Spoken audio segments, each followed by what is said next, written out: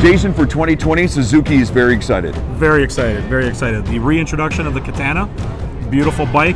They've done a great job of mirroring the original Katana. The other great thing we have is our new V-Strom 1050, inspired by the Dr. Big, which is a great heritage bike. The introduction of the new cruise control, slope descent control, wow. hill hold control, all that technology coming in to improve and make for a more pleasurable ride. Lots to see at the motorcycle show. Lots to see at the motorcycle show. Big attraction for us in our booth with the Katana.